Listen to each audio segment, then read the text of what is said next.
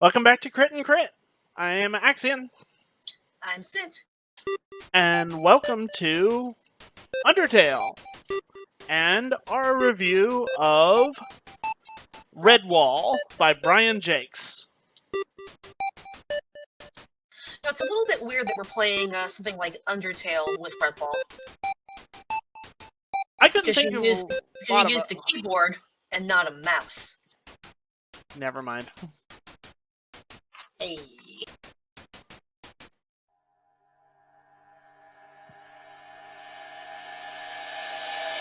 In seriousness, I couldn't really think of another game to go well with a game about adorable little friendly animal people.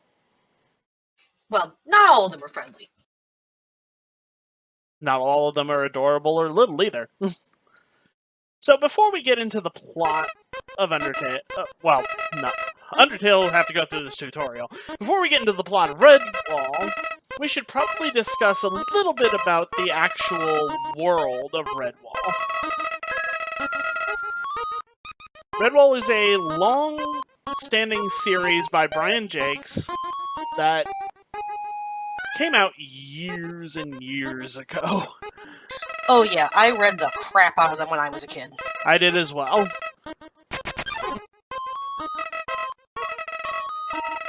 Redwall is set in a world that is very much like our own. There is no magic. There is no supernatural stuff that is at least overt. But the other thing is, there are no humans. The main characters of the Redwall series, I keep saying of Undertale, the main characters of the Redwall series are animals of human level intelligence, but still animals. Hi, Happy Flower. Mostly mice and other small rodents, shrews, voles, etc. And then similar forest creatures such as moles, squirrels, badgers. Some books have various kinds of birds, such as owls, sparrows, and so forth. So we're just not going to talk about the fact that Flower tried to murk you within the first 30 seconds of the game? It's 2023. Everyone is familiar with Undertale by now. I don't feel the need to elaborate on the story. Okay, fine. We'll let Flowey get a pass with it.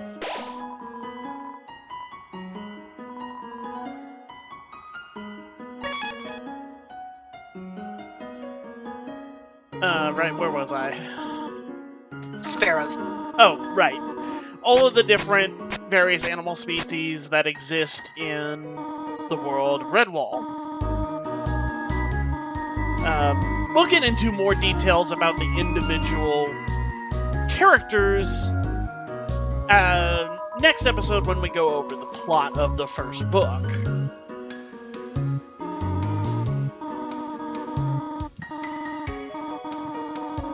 But, yeah. There are a few general things to discuss about the world of Redwall that are constant over all of the books.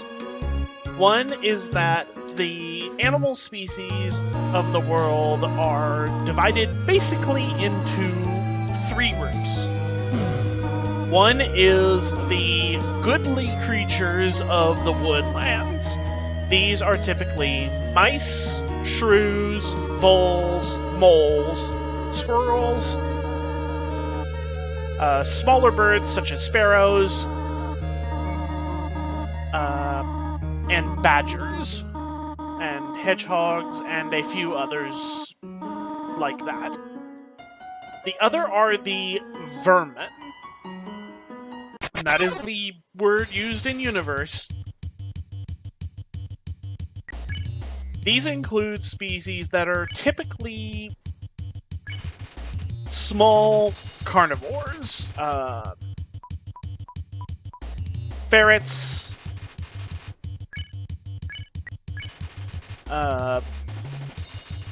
Rats, weasels, foxes. I'm sure there's an obvious one that I'm not thinking of at the moment. And then the third category, and the vermin, quote-unquote, creatures are pretty much always the villains.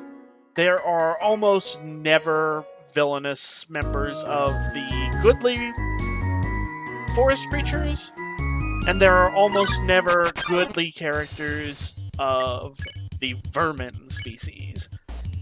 To the point that there are a couple of books later in the series where the idea of a goodly member of one of the vermin species is attempted to be rehabilitated or even is adopted by the good people of the forest, but then turns out to be villainous in a way that is more inherent than as a result of decisions they actually made. And we'll get into this in more detail in later episodes, but it is a recurring theme throughout Jake's Redwall work. Vermin or Slytherin? The third group is basically everything else, and basically the bigger and more carnivorous it is, the more likely it is to be villainous. So, large birds of prey like owls or hawks or so forth. Big cats, or cats in general. Wolves. And then any kind of reptile, especially venomous ones like snakes, are typically villainous. But these creatures are often villainous more in a large, dangerous, malevolent creature kind of way, like a behemoth or a dragon, than like a storybook villain character.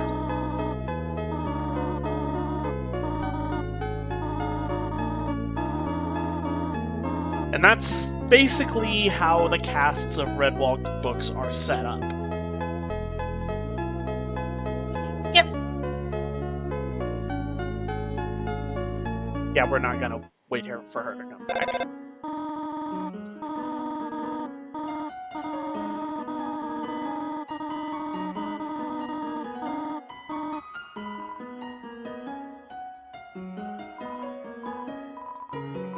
The other thing is, the other ongoing information about the world is that all of the stories are set within a general specific location called Mossflower Wood. Within Mossflower Wood is located Redwall Abbey, from which the series takes its name, and from where most of the characters are.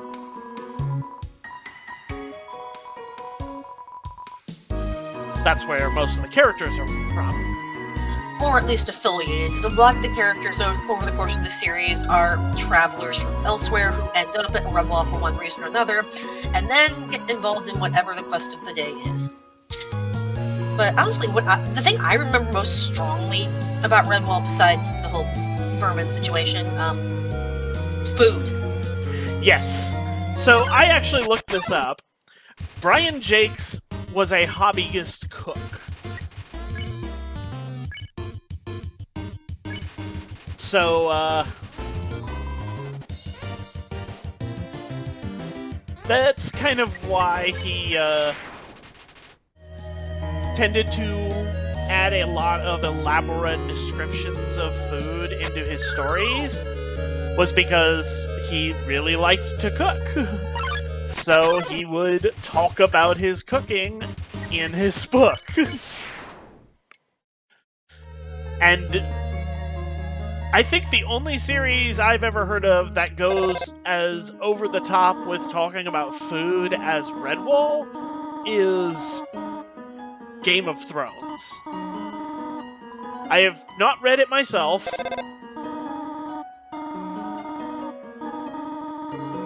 but I have not read Game of Thrones. I've only heard about it secondhand. But apparently, George R. R. Martin apparently describes food in equally elaborate terms as he describes violence and adult stuff.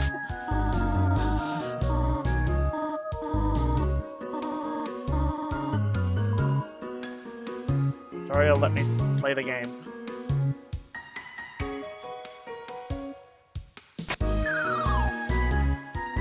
Oh, right.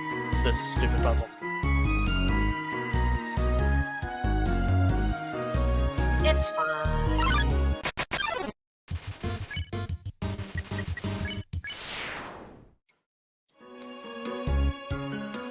But, yeah, like, I guess really the key to remember with Redwall as we discuss it is, well, it's a children's series. And with everything that implies. With the three groups of distinct characters, the worldview is much more simplistic than a lot of the stuff we're more used to. Which and, well, is... it's for kids. Yeah, is by design, according to Jacques himself. He is not interested in making a world with too many shades of gray, because he is writing for an extremely young audience that...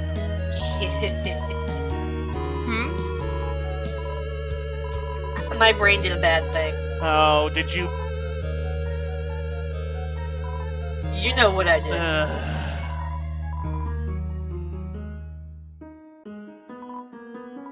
Anyway,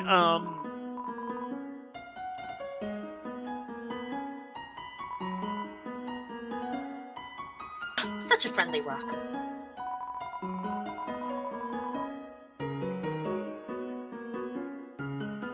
But yeah, that's basically the summary of how the basic situation of the world of Redwall is with regards to the characters, the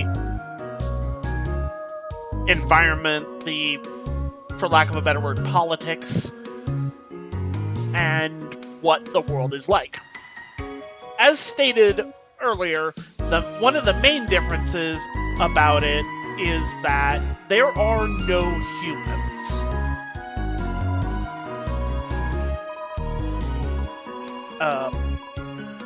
The first book, Redwall, the one that we're looking at, does seem to have some hints that humans either do exist but never show up in the story, or that they once were here and no longer are as of the time of the story. Such as, there's a large barn where some characters are, there is a horse that's pulling a cart that is used by some of the rats to travel. All of this vanishes after the first book. Like, I also remember that they refer to one character as being a Portuguese rat. Ah, yes, the villain of the first story, Clooney the Scourge. Yes, and this is the only time that I can recall an actual place in reality being mentioned in the Redwall universe. Yep. After so that it's just point, a case of early installment weirdness, which happens in a lot of long-running series, let's be honest.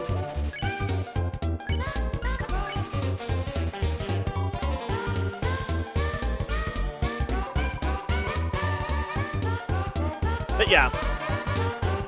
And Jacques himself has said that this was basically an oversight.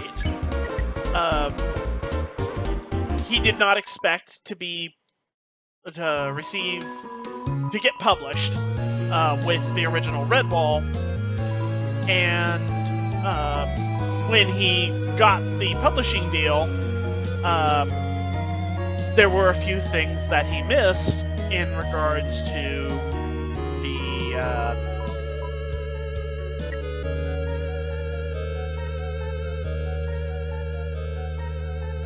the editing pass that he went over with the book.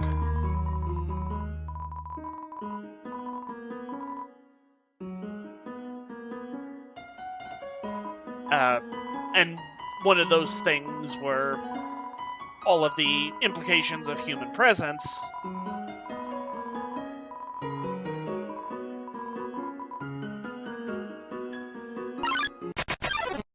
That were basically completely removed by the second.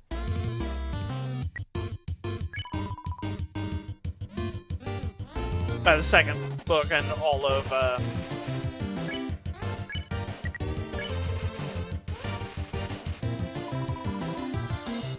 the books to follow.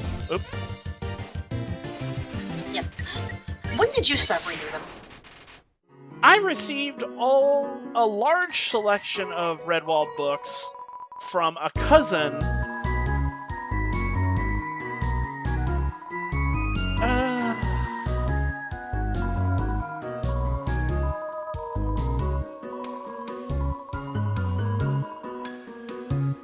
Trying to think. I was fairly young.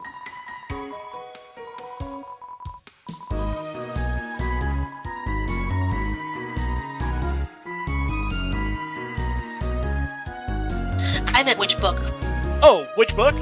Redwall, the very first book. I got a bunch of them to get. Like I said, No, that's not what I mean. Okay, go ahead. Start Which over. was the last Redwall book you read? When in the series the did last. you stop? Yeah, when did you stop reading it? Because I have not read all of them. I've read all of the ones we own. I don't remember which one was the last one I read. The last one I read when I was a kid was Loamhedge, because I've had issues with it. I did read the one that came after recently because I found it in the school library, Rackety Tam, but I have not read the last 4.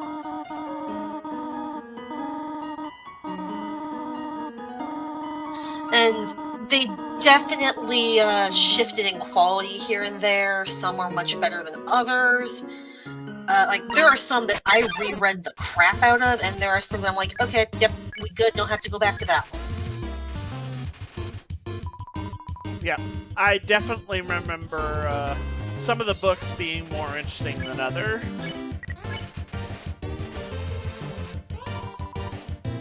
But no, I unfortunately do not remember which was the last one that I read. Okay, just curious. Also because I didn't read them in order. Because at the time I read them, I was fairly young, as I said. And they were just given to me in a box from one of my cousins, who was a few years older than me, so I'm guessing he was at the age that he didn't want them anymore. Yeah, I just remember, like, I was in middle school when I was reading them, and they were still actively coming out. And Loamhedge, I remember being the new one. I'm like, oh, they're going to read that right as it comes out, and it was not good.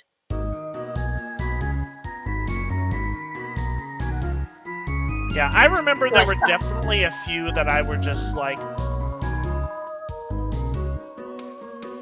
didn't like as much. And a lot of it was, there were certain kinds of characters I liked to read about more than others. Like, I always found it frustrating to deal with any of the moles. Because Jacques always writes their text, their dialogue, in a very thick accent. Very thick accent. And it was always really difficult for me to read what they were saying. I think growing up on Redwall and having read them a lot made it, one, easier to read Hagrid, and also easier when I had to read Huck Finn. I can see that. And rereading them now, it's a lot less difficult than it used to be. I don't have near as much trouble figuring out what the moles are trying to say. Or even the sparrows. With their weird dialogue quirks. Which we will get into more detail on those later. Some of those are... yeah. We have opinions. Speaking of opinions, since we're still on the just general series, do you remember having a favorite A favorite book? of the Redwall books? Yeah.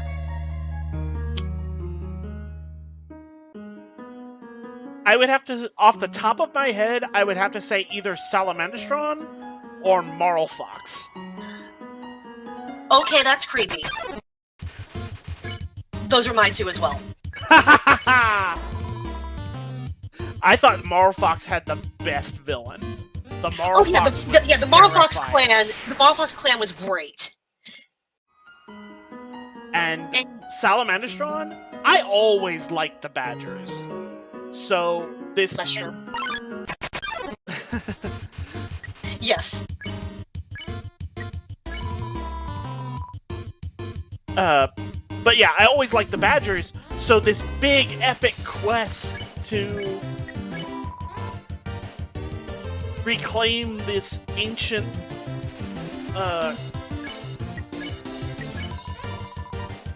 Badger homeland in a volcano and dealing with pirates and raiders and all of that fun stuff. It was a great story. Yeah. And I do want to do more Redwall in the future. Probably not quite as often as we've been doing Harry Potter, but it might be something that we come and do here and there to have shorter little break series. Well, it's a different kind of series. It's more akin to Discworld in that the books are all standalone with some clear continuity, whereas Harry Potter is a direct continuation. So most of the Redwall books are not like that. Like, the only two I can think of that do have a direct sequel would be Redwall, which has the Madameo, which sucks, and then there's Mariel of Redwall and the Bellmaker, which are much better. I do like Mariel. She's one of my favorite characters. Yeah. She's got a rope and she is not afraid to use it. Yeah.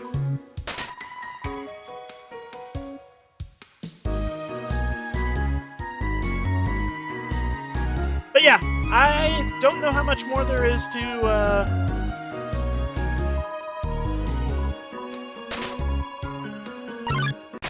go over now. To go over with regards to the actual world.